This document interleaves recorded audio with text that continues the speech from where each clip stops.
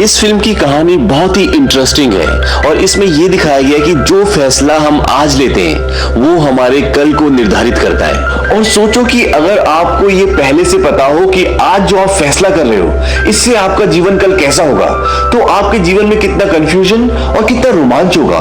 क्योंकि अगर आपके भविष्य में आपके पास दो सही रास्ते हैं और दो गलत रास्ते हैं, तो उन दो सही रास्तों में से एक सही रास्ता चुनना और दो गलत रास्तों में से एक बेहतर चुनना ये बहुत मुश्किल होता है। और इस फिल्म का जो मेन किरदार है जिसका नाम है नीमो नोबडी, उसके साथ भी कुछ ऐसा ही होता है। तो चलो अब मैं आपको इसकी पूरी कहानी समझाता हूँ। ये कहानी शुरू होती है साल 2092 से और अब तक साइंस बहुत तरक्की कर चुका है और अब न कोई इंसान बीमार होता है और न कोई मरता है। क्योंकि जब भी किसी इंसान के सेल्स डेड हो जाते हैं तो डॉक्टर्स उसके सेल्स को बदल देते हैं और उस इंसान के सेल्स को बदलने के लिए साइंस ने खास तरह के पिग्स को बनाया है। तो जब भी किसी इंसान के सेल्स डेड होते हैं तो उस इंसान के डेड सेल्स को इन पिग्स के एक्टिव सेल से बदल दिया जाता है। इसीलिए अब न इंसान बीमार होते हैं और न वो मरते हैं। लेकिन अभी भी इस दुनिया में एक ऐसा इंसान है जो इमॉर्टल नहीं है, यानी कि जो अमर नहीं है और वो मर सकता है। इस इंसान का नाम है नीमो नोबडी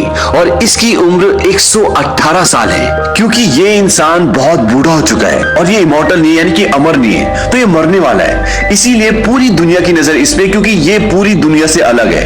अब दुनिया में कोई नहीं मरता और दुनिया ये जानना चाहती कि पहले की दुनिया कैसी थी जब लोग मरते थे, बीमार होते थे। इसीलिए वो नीमो का एक इंटरव्यू लेते हैं, लेकिन नीमो को अपनी पिछली जिंदगी की कोई भी याद नहीं होती। इसीलिए उनके साथ एक साइकियाट्रिस्ट भी आता है और वो हिप्नोसिस के द्वारा नीमो को उसकी पिछली जिंदगी याद दिलवाता है और नीमो को सब कुछ याद आ जाता है। इसके बाद एक आदमी नीमो से सवाल पूछना शुरू करता है और नीमो उसे अपनी जिंदगी के बारे में बताता है और वो बताता है कि जब हम जन्म नहीं लेते, जब हम आत्माओं के घर में होते हैं, तो हर एक बच्चे के पास ऐसी काबिलियत होती है, ऐसी पावर्स होती है कि वो अपना भविष्य देख सकता है। लेकिन माँ की कोख में जाने से पहले वहां पर एंजल ऑफ ओब्लिवियंस आती है और वो उनके अपर लिप पर अपनी उंगली मूव करती है, जिससे उनकी ये शक्ति खत्म हो जाती है, यानी कि वो अपना भविष्य नहीं देख सकते। लेकिन एंजल ऑफ ओब्लिवियंस ऐसा नीमो के साथ करना भूल जाती है और जब नीमो जन्म लेता है तो उसके अंदर आज भी ऐसी शक्तियां हैं कि वो अपना भविष्य देख सकता है और वो अपने पेरेंट्स को कई बार बताता भी है कि मैं अपना भविष्य देख सकता हूं। लेकिन उसके पेरेंट्स, उसके आसपास के लोग उस पर विश्वास नहीं करते। धीरे धीरे वक्त आगे बढ़ता है और नीमो अब 9 साल का हो चुका है और उसकी जिंदगी में एक ऐसा वक्त आता है जब उसे एक बहुत बड़ा फैसला करना है। यानी नीमो के माता पिता अब डाइवोर्स ले रहे हैं और नीमो को अब ये फैसला करना है कि उसको अपनी माँ के साथ जाना है या अपने पिता के साथ रहना है। जैसा कि नीमो भविष्य देख सकता है, तो यहाँ से नीमो ये देखना शुरू करता है कि अगर वो अपनी माँ के साथ जाता है तो उसकी आगे की जिंदगी, उसका भविष्य कैसा रहेगा, और अगर वो अपने पिता के साथ जाता है तो उसकी आगे की जिंदगी कैसी रहेगी। अभी तक इस कहानी में जो भी चल रहा है वो 118 साल का जो नीमो है वो एक जर्नलिस्ट को अपनी कहानी सुना रहा है और अब पूरी कहानी इस 9 साल के नीमो पर आ गई है जो रेलवे स्टेशन पर अपने माँ और अपने पिता के साथ खड़ा है और यहाँ से इसे ये फैसला करना है कि ये माँ के साथ जाना चाहता है या पिता के साथ। अब ये 9 साल का नीमो अपना भविष्य देखना शुरू करता है। यहाँ से आगे इस कहानी में नीमो की जिंदगी की 2 स्टेजेस को दिखाते हैं, एक जब नीमो 15 साल का है और दूसरा जब वो 34 साल का है। और 9 साल का नीमो तो ऑलरेडी पूरी कहानी सोच रहा होता है, यानी कि अपना भविष्य देख रहा होता है। यानी कि नीमो की जिंदगी की 3 स्टेजेस को दिखाते हैं, जब वो 9 साल का होता है, 15 साल का होता है और 34 साल का होता है। अब नीमो ये देखता है कि वो अपनी माँ के साथ चला गया और जो उसकी मम्मी के नए पार्टनर है उनके साथ वो बिल्कुल भी खुश नहीं है। इसके बाद ये दिखाते हैं कि नीमो 15 साल का हो गया और जब वो स्कूल जाता है तो स्कूल में उसको एक लड़की दिखती है जिसका नाम ऐना होता है और नीमो को ऐना को देखते ही प्यार हो जाता है। अब एक बार ये सारे के सारे बीच पर जाते हैं, नीमो अकेला बैठा होता है, तभी ऐना नीमो के पास आती है, बोलती है कि चलो हमारे साथ स्विमिंग करने चलो। नीमो ऐना के दोस्तों को पसंद नहीं करता, इसलिए वो मना कर देता है और ऐना के दोस्तों को उल्टा सीधा भी बोलता है। अब ऐना वहां से चली जाती है और इसके बाद ऐना नीमो को कभी नहीं मिलती। अब 9 साल का नीमो जो अपने माता पिता के साथ रेलवे स्टेशन पे खड़ा है और जो अपना पूरा भविष्य देख रहा है, वो इस बार ये तय करता है कि जब ऐना मेरे पास आएगी तो मैं उसे कुछ और कहूंगा। और जब ऐना उसके पास आती है तो वो बोलता है कि मुझे स्विमिंग करना नहीं आता, मैं तैर नहीं सकता। और ये सुनने के बाद ऐना भी स्विमिंग करने नहीं जाती, वो वहीं पर नीमो के साथ बैठ जाती है और वो एक दूसरे के करीब आ जाते हैं। इसके बाद दिखाते हैं कि कुछ दिनों बाद ऐना नीमो के सौतेले पिता के साथ घर पे आती है। दरअसल वो नीमो के सौतेले पिता की बेटी होती है, यानी कि ऐना और नीमो सौतेले भाई बहन है। और अब अब नीमो और ऐना एक ही घर में रहना शुरू कर देते हैं और उन दोनों के बीच में प्यार बहुत बढ़ जाता है। लेकिन कुछ वक्त बाद नीमो की माँ का और नीमो के जो सौतेले पिता है इनकी आपस में अनबन हो जाती है और नीमो के जो सौतेले पिता है वो ऐना को लेके न्यूयॉर्क चले जाते हैं। और अब जब नीमो 34 साल का हो जाता है तो वो न्यूयॉर्क चला जाता है और वहां पर एक स्विमिंग पूल में जॉब करने लग जाता है, क्योंकि उसे पता है कि ऐना को स्विमिंग करना बहुत पसंद है और कभी ऐना स्विमिंग करने आएगी तो वो उससे वहां पर मिल लेगा।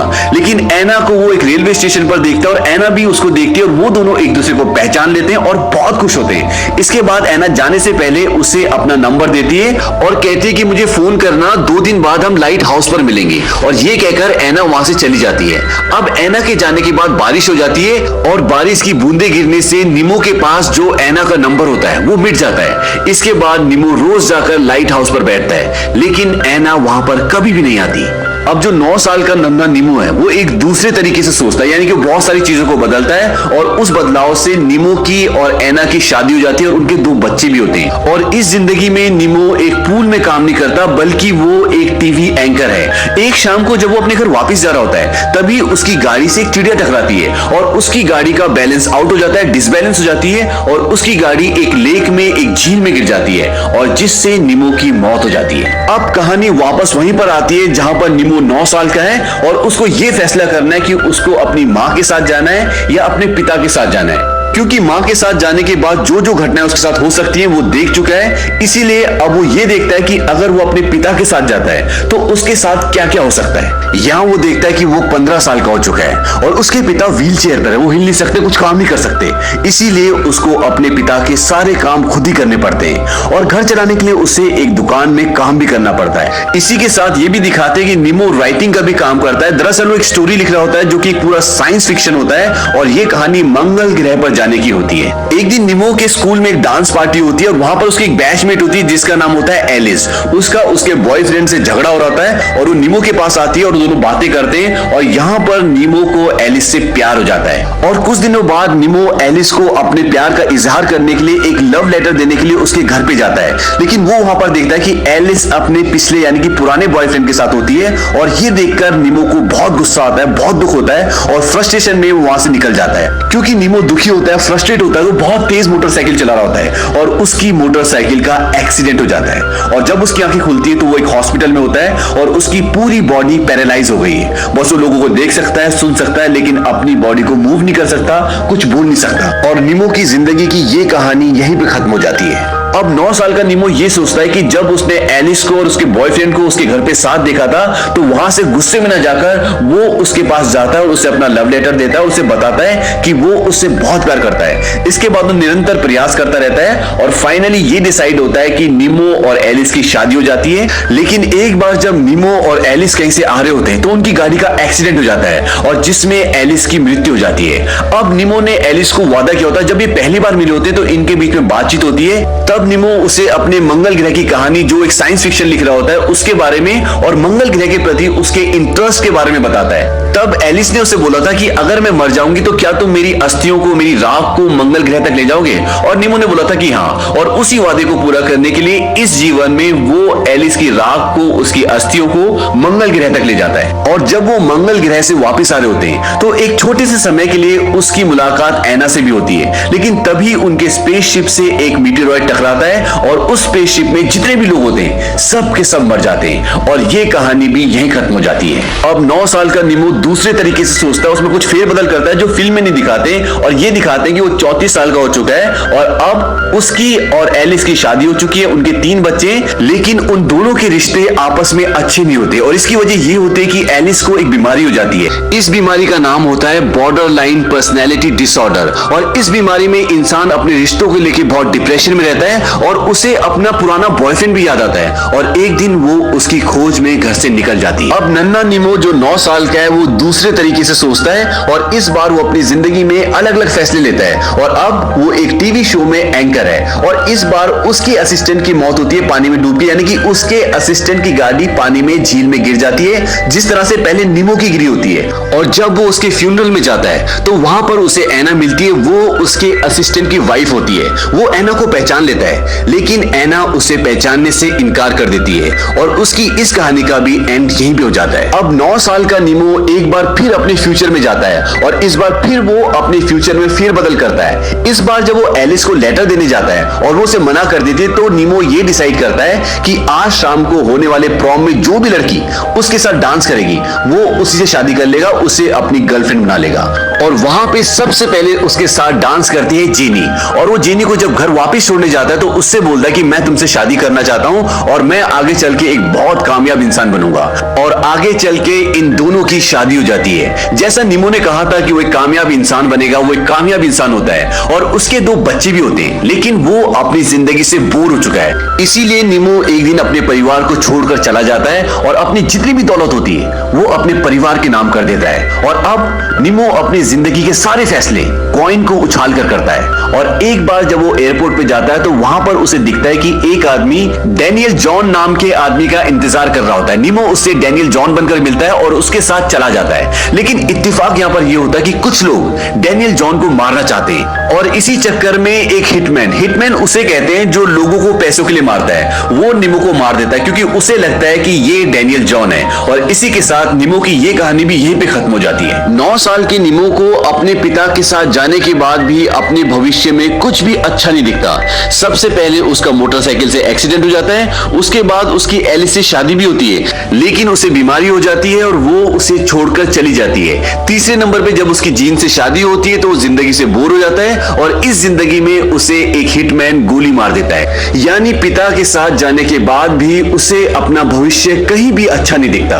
अब आगे इस कहानी में ये दिखाते हैं कि नीमो की एक जगह नींद खुलती है और वो एक अजीब सी दुनिया में होता है जहां पर उसे अलग अलग क्लूज मिल रहे होते हैं और वो उन क्लूज के सहारे एक घर में पहुंचता है जो बंद होता है और बहुत ही जर्जर, बहुत ही पुराना होता है। वहां पर उसे एक डीवीडी मिलती है, एक सीडी प्लेयर होता है और एक टीवी होता है। और जब वो सीडी प्लेयर में सीडी को डालकर चलाता है तो उसमें उसको अपना ही भविष्य जो कि 118 साल का नीमो है वो दिखता है और वो उसे बताता है कि तू मेरा ही पास्ट है। कहने का मतलब ये है कि जो 118 साल का नीमो है, जो पूरी कहानी एक आदमी को सुना रहा है, वो बोलता है कि ये जो तू जी रहा है ये मैं जी चुका हूं और तू मेरा पास्ट है। और ये सारी जो कहानी है वो 9 साल के नीमो के दिमाग में चल रही है, जो रेलवे स्टेशन पर अपने माँ बाप के साथ खड़ा है और वो ये तय करने की कोशिश कर रहा है कि उसे अपनी माँ के साथ जाना चाहिए या अपने पिता के साथ जाना चाहिए।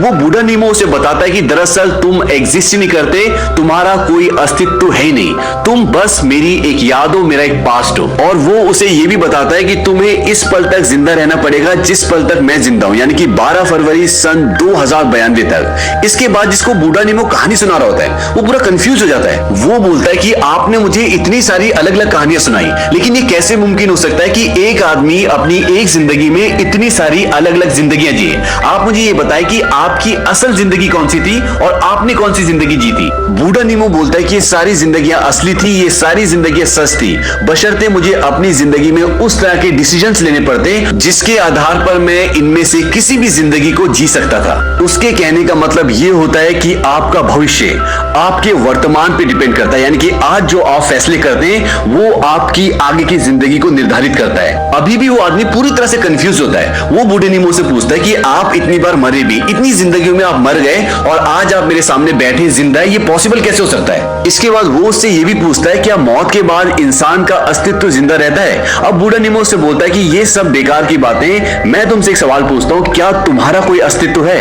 क्या तुम सच में यहाँ पर हो।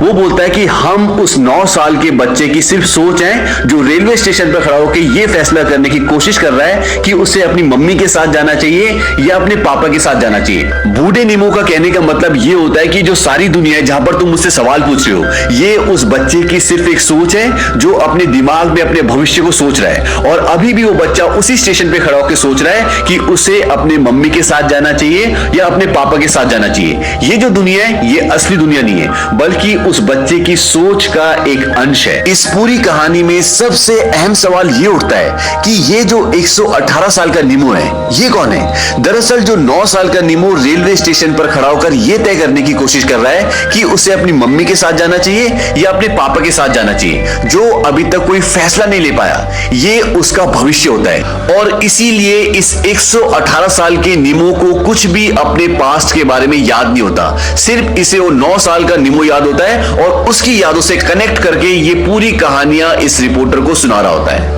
और इस 118 साल के निमो का अस्तित्व तो तभी तक है जब तक वो 9 साल का निमो जो रेलवे स्टेशन पे खड़ा है वो कोई फैसला नहीं कर लेता। जैसे ही वो अपनी लाइफ में कोई फैसला कर लेगा, इस निमो का कोई अस्तित्व नहीं रह जाएगा।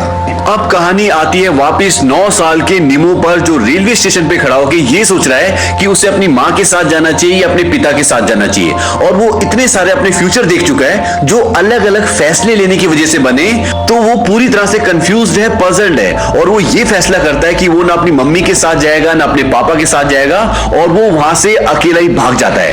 अब निमो ने एक फैसला ले लिया है, तो उसने जितनी भी जिंदगी अभी तक सोची थी उनका कोई वजूद नहीं रह जाता।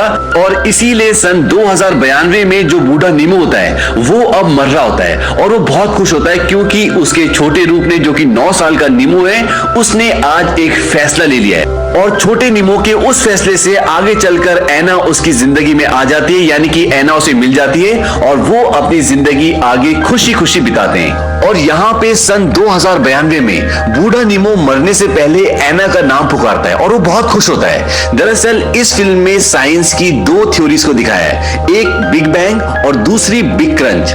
बिग बैंग थ्योरी के अकॉर्डिंग ये पूरा ब्रह्मांड एक पॉइंट था, यानी कि एक बिंदु था, उसमें एक ब्लास्ट हुआ और उस ब्लास्ट से ये फैलना शुरू हो गया और ये आज तक फैलता ही जा रहा है, यानी कि एक दूसरे से दूर जा रहा है। लेकिन एक वक्त ऐसा आएगा जब इसका फैलाव रुक जाएगा और उसके बाद ये सिकुड़ना शुरू करेगा और वापस उसी पॉइंट पर आकर खत्म हो जाएगा जहां से ये शुरू हुआ था। अब इसके शुरुआती पॉइंट को सिंगुलैरिटी भी कहते हैं। तो कहने का मतलब यह है कि जब ये ब्लास्ट हुआ जिससे ब्रह्मांड फैला, इसे कहते हैं बिग बैंग थ्योरी, और जब ये सिकुड़ेगा यानी कि सब चीजें रिवर्स होना शुरू हो जाएंगी, इसे कहते हैं बिग क्रंच थ्योरी।